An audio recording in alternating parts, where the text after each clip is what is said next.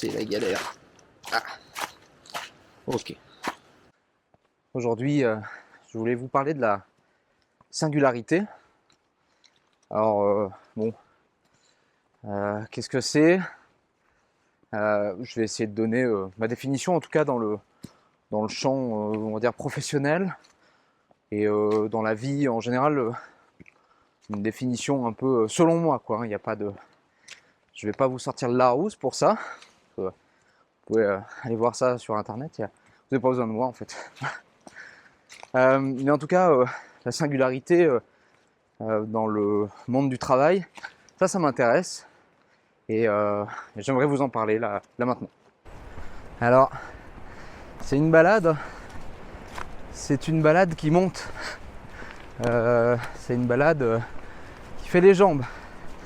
Là, j'ai troqué le jean et les petites chaussures pour, on va dire, la rando, quoi, de montagne. C'est un peu plus sport. Ça monte. Je sais pas pourquoi je m'inflige de parler de tout ça en pleine montée avec de la neige. Alors là, ça va, il n'y en a plus sur le chemin, mais ça monte, je vous assure, ça monte. La singularité, on en parle donc dans le domaine scientifique, dans le champ du handicap. En tout cas, d'un point de vue professionnel, je trouve qu'on ne fait pas assez attention à ça.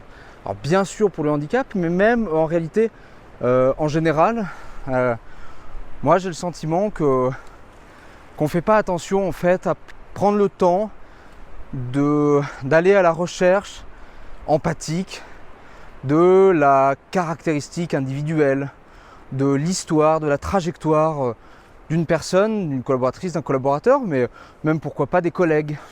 Alors je ne sais pas à quoi c'est dû, mais souvent quand je regarde sur les réseaux sociaux, je me dis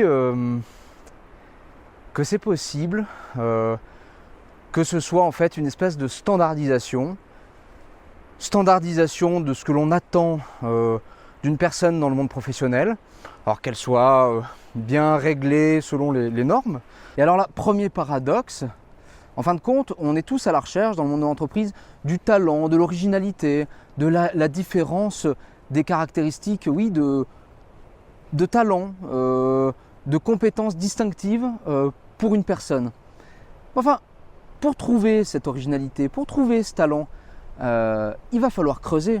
En fait, ça me fait penser, vous savez, à tous ces émissions de télé-réalité, voilà, où on met sur des plateaux des chanteurs, des danseurs amateurs ou semi-professionnels, voire même des fois professionnels, et on recherche celui qui va être le plus différent possible. Moi, j'y crois pas. Je pense en réalité qu'on cherche le talent et la différence dans ce qu'il y a de plus standard, c'est-à-dire il faut qu'il ressemble à ce que l'on pense être la différence et la caractéristique différenciante.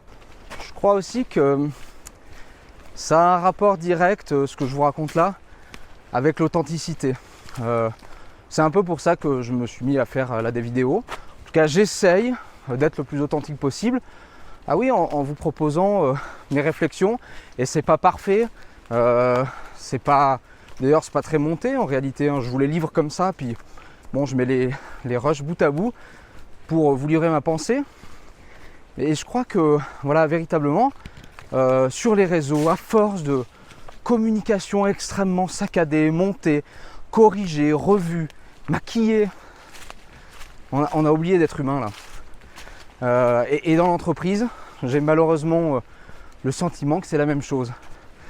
Pour être humain, il faut embrasser l'idée de la différence, et il faut l'embrasser avec tout ce qu'elle comporte de risque quelque part de rencontrer le relief de la personne, de rencontrer ses hauts, ses bas, ses manières de penser qui peuvent être différentes, violentes à certains égards, si l'on ne pense pas du tout la même chose que cette personne. Alors bien entendu, je crois aussi qu'il faut toujours que ça se fasse dans le respect des règles collectives, dans le respect déjà de la loi.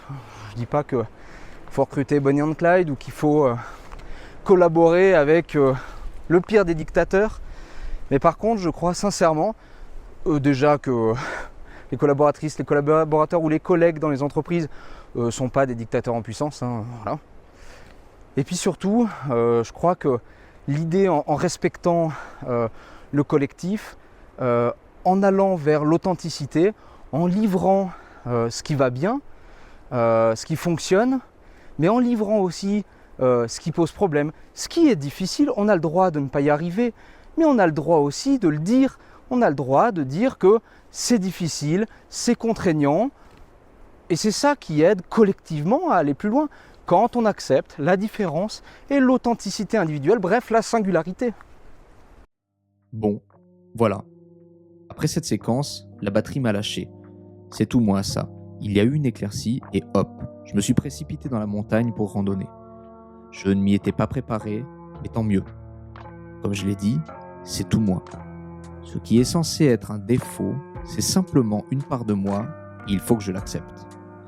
D'ailleurs, si je n'avais pas écouté cette impulsion qui me caractérise, je n'aurais certainement pas fait cette vidéo, ou en tout cas pas avec l'authenticité que je souhaite y mettre. Au final, et pour clarifier ma pensée, affectée évidemment par le dénivelé, ce que je veux dire c'est que, collectivement, nous avons cette tendance à donner une définition implicite à ce qu'est une bonne ou une mauvaise différence. Oui, en entretien d'embauche, parlez-moi de vos doutes, de vos chemins de vie. Parlez-moi d'art ou d'artisanat, de vos pratiques sportives ou des séries que vous avez aimées. Mais surtout, dites-moi pourquoi.